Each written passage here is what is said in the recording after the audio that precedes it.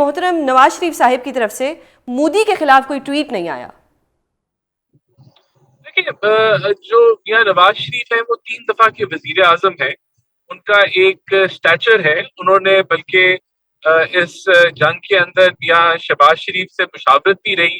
वो इस्लामाबाद भी आए थे प्राइम मिनिस्टर से इसी मामले के ऊपर मिलने के लिए।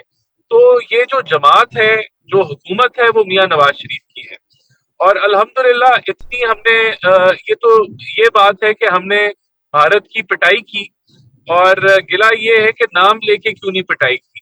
जब भारत की पिटाई हो गई और उसके अंदर उन्हीं की हुकूमत ने की, उन्हीं के वजीर आजम ने की, तो मैं समझता हूँ कि बड़ा एक इसको मुस्बत भी लेना चाहिए। तो ये जो तनकीद है, ये कोई तनकीद नहीं है कि नाम क्यों नहीं लिया।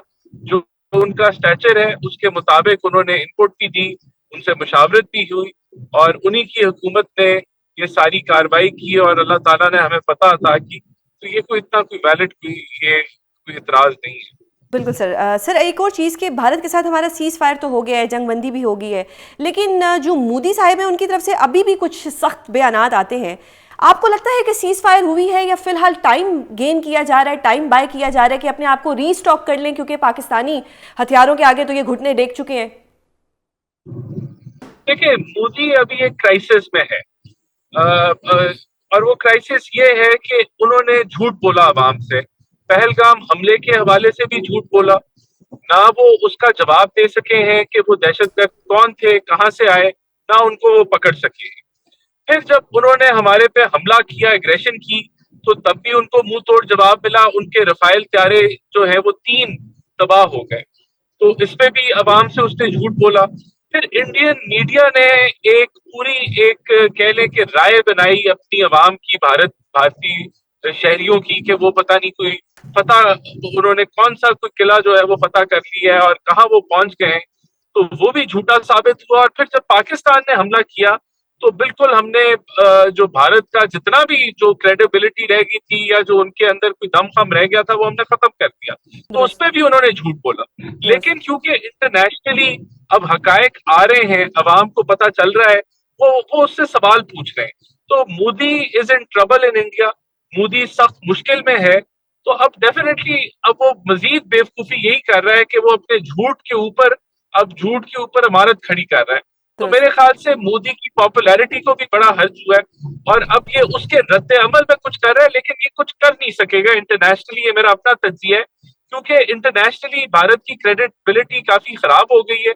और अगर फिर वो कोई मिस एडवेंचर करेगा तो मेरे ख्याल से जो क्रेडिबिलिटी गिरी है वो मजीद गिर जाएगी, जिसको ये अफोर्ड नहीं कर सकेगा मोदी। दुरुस्त। सर सर अमरीकी सदर ने पाकिस्तान को और मोदी को एक टेबल पर बिठाने की बात की। अगर ये बैठते हैं तो पाकिस्तान से कौन सा लीडर है जो मुज़ाकरात करेगा, बैठ के बातचीत करेगा या डील करेगा करेगा? देखिए, ये तो डिपेंड करता है कि दूसरी साइड से कौन आता है। अगर उनकी दूसरी साइड से फॉरेन मिनिस्टर हुआ तो हमारा फॉरेन मिनिस्टर होगा। अगर उनकी दूसरी साइड से डिफेंस मिनिस्टर हुआ तो हमारा डिफेंस में, और अगर वजीर आजम होगा तो फिर हमारा वजीर आजम होगा। तो इट ऑल डिपेंड्स के दोनों साइड जो है वो किसको आगे भेजने के लिए डिसाइड करते हैं कि किस लेवल के ऊपर, और कौन सा ऑफिशियल या कौन सा पॉलिटिशियन जो है वो मुज़ाकरात करेगा, तो वो फिर रेसिप्रोकल होगी। दुरुस्त सर। ये जो मोदी है वो कहता है कि पाकिस्तानी कश्मीर पे बात होगी, हम मकबूजा कश्मीर पे बात करना चाहते हैं, तो फिर अगर बात होगी तो किस पर होगी? मैं इस पे आपका एक तज्जिया जानना चाहूंगी। देखिए, हमारा तो बड़ा क्लैरिटी है। सबसे पहले तो पानी के ऊपर बात होगी। हम जो उसने हेल्ड इन अबेंस किया है, हम इसको एक्ट ऑफ वॉर समझते हैं। अच्छा, दूसरा कश्मीर पे बात होगी। कश्मीर का हमारा मौक़िफ़ बड़ा क्लियर है कि कश्मीर का सलूशन कश्मीरियों को की सेल्फ डिटर्मिनेशन के ऊपर है कि उन्होंने क्या आगे, और वो यूएन रेजोल्यूशंस के मुताबिक होना चाहिए। हके खुद इरादियत है उनका।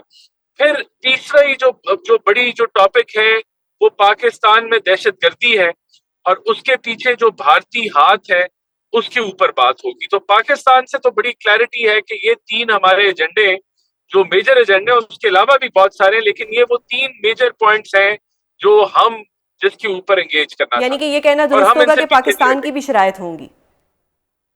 100%। देखिए, हम तो हमारा मौक़िफ़ तो बड़ा क्लियर है और हम अब इस मौक़िफ़ से पीछे नहीं हटेंगे। सर, भारतीय वज़ीर ख़ारजा के तर्जुमान फरमाते हैं कि पहलगाम हमले पर तहकीकात जारी हैं। अभी तहकीकात हो रही हैं और अभी तहकीकात के दौरान ये पाकिस्तान के ऊपर जंग कर देते हैं, तो इनकी कोई अकाउंटेबिलिटी होनी चाहिए, इनको भी कहीं पे खड़ा करना चाहिए जिस पे हम इनसे सवाल कर सकें कि अगर तहकीकात जारी थी तो फिर पाकिस्तान पे हमला क्यों किया। बिल्कुल आपने दुरुस्त फरमाया। ये भारत के स्टांस को भी वीक करता है। जो इल्जामात उसने पाकिस्तान पे लगाए उसको भी वीक करता है। और एक बड़ा सब जूरी और एग्जीक्यूशनर कैसे बन गए लैटरली जो है बगैर कुछ शवाहिद इंटरनेशनल फोरम्स को पेश किए आपने कैसे ये हमला कर दिया। तो मेरे ख्याल से यही वजह है कि भारत की क्रेडिबिलिटी और एक डिप्लोमेटिक आइसोलेशन देखने को मिल रही है। और ये जो रद्द अमल मोदी ने किया उसका वो खमियाजा भुगत रहा है इंटरनेशनली। और हम भी इसी चीज के ऊपर यूनाइटेड नेशंस की जनरल काउंसिल जो जनरल सिक्योरिटी काउंसिल में इस मुद्दे को उठाएंगे। और जितनी हमारी डिप्लोमेटिक एंगेजमेंट है वो इसी बुनियाद पे है। सर, इस वक्त जो मुल्की हालात हैं इनमें कोई एपीसी बुलाई जाएगी? देखिए अभी तो मेरे ख्याल से एपीसी की जगह जो आपके सेशंस हैं पार्लियामेंट जो है जो कि एक जमहूरियत के लिए बड़ा एक स्ट्रॉन्ग फोरम है उसको यूटिलाइज किया जा रहा है और उसको यूज किया जा रहा है। दुरुस्त। सर, अभी रिसेंटली हमने देखा कि अमेरिकी सदर ने सऊदी अरब पर दबाव डाला कि वो इसराइल को तस्लीम करे। क्या इसका असर पाकिस्तान पे भी होगा क्योंकि पाकिस्तान की सऊदीया से बड़ी दोस्ती है? देखिए पाकिस्तान जो है कोई ऐसी पॉलिसी नहीं है इसराइल को तस्लीम करने की। और अगर हम इसराइल को तस्लीम करते हैं तो हमारा मौक़िफ़ कश्मीर पे भी कमजोर होता है।